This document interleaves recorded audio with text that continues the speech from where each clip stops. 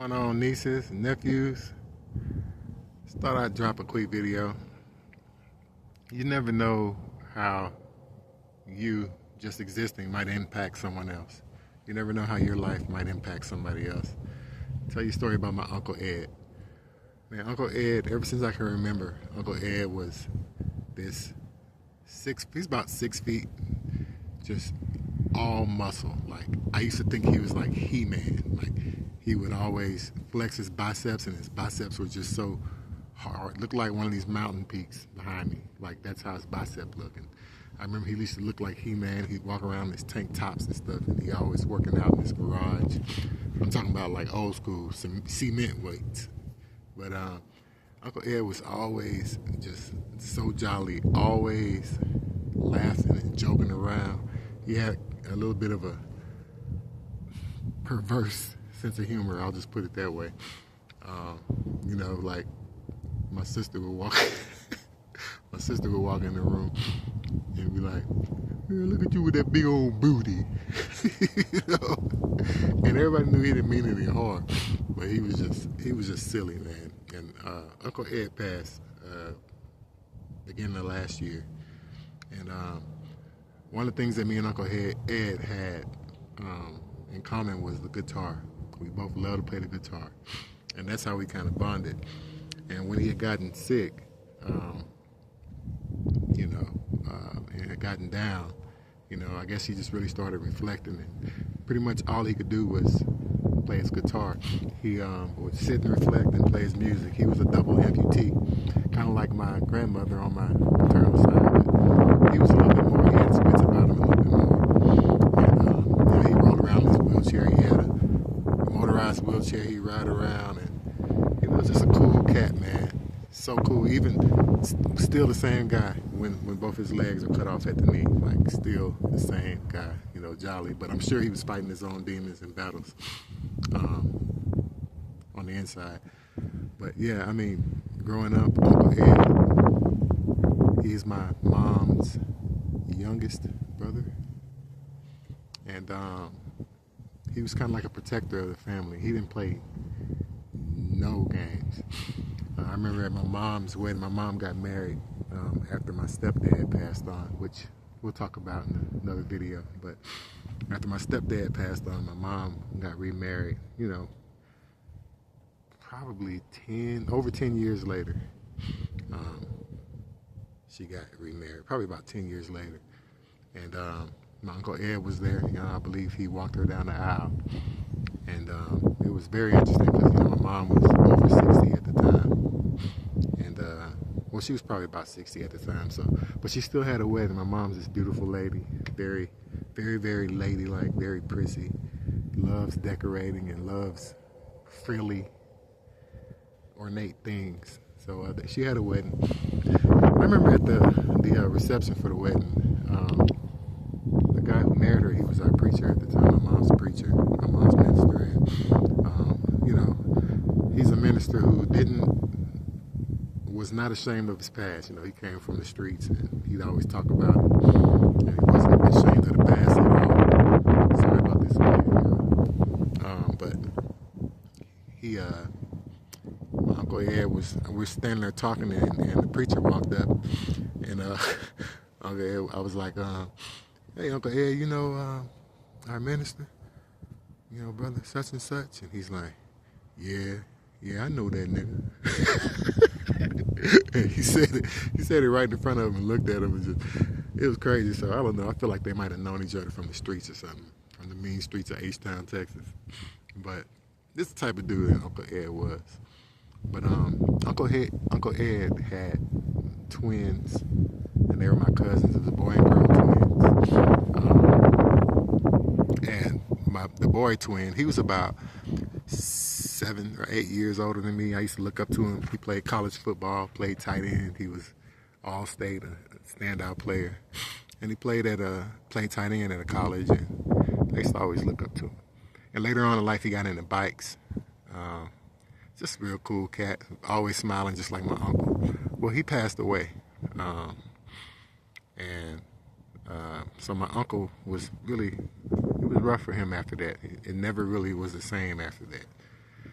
And that's when I noticed, my uncle would reach out and say, hey, come by and see me and stuff like that.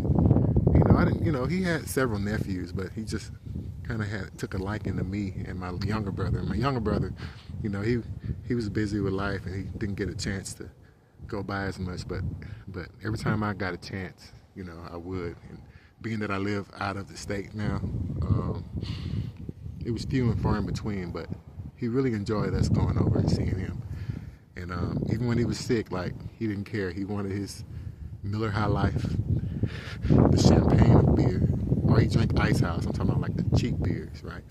And I bring him his little Ice House or his Miller High Life, unbeknownst to his wife, and we just sit there and talk and play the guitar and tell me different things about life. And I just remember that he was like, man, I really, really appreciate you coming by, and spending time with your uncle. And, not long, I have a picture that maybe I'll post it sometime in my community, but picture of me and Uncle Ed playing the guitar last time I saw him. And he was smiling, and I had given him an acoustic guitar that I had that he liked. He's like, man, I really like this. It's lightweight. And I was like, man, I bought this off of Facebook for $150, $200. So I said, you can have it, huh? He's like, well, let me know, anything I can give you. And I said, well, I'll take that amp right there. He had a guitar amp. So I took his amp. He took the guitar. And at that time, also, Uncle Ed had gotten into playing the bass. So he had a bass, a little Ibanez bass, 4-string special, And so we jam out and stuff and play. And yeah, he passed not long after that. And my aunt told me to come by the house, and I went by the house, and I ended up getting the same guitar back that I had given him. So that guitar is very special to me. And I also got the bass, his only bass.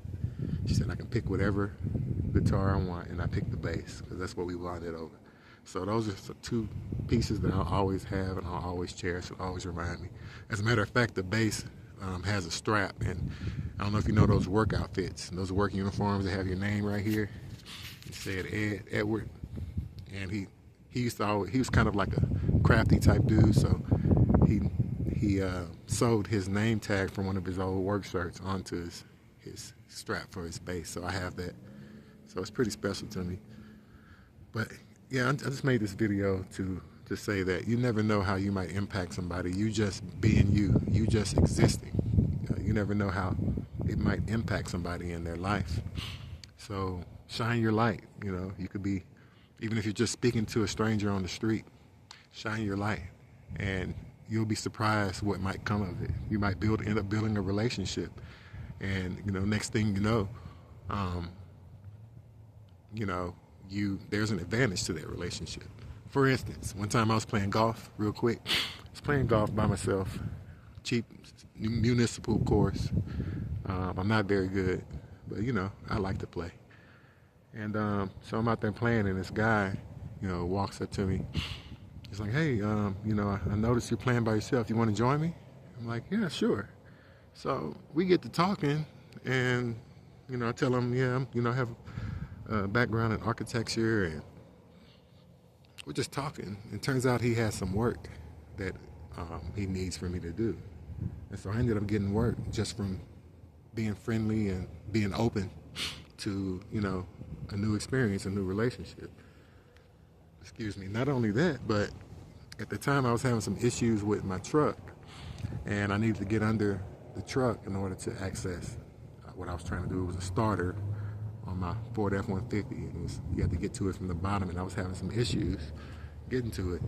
And he's like, well, yeah, he ended up being a lawyer. And he's like, yeah, well, you can come up, bring it up to the firm. We have a lift in the garage. And I'm like, wow, So just opening myself up to that gave me an advantage that I didn't know. And I mean, that's not why we should be opening ourselves up and shining our light. We should do it because that's what we should do. But more often than not, good things come from it. So that's my encouragement from today. You never know how you just existing, you being you, can help somebody else out. So shine your light out here. You know, quit being so mean and frowning at everybody you walk by in the street. You know, and I'm saying to myself too, because I have a resting face that can be intimidating. You know, but yeah, my coworker's pulling up. So until next time, Uncle Ro, peace.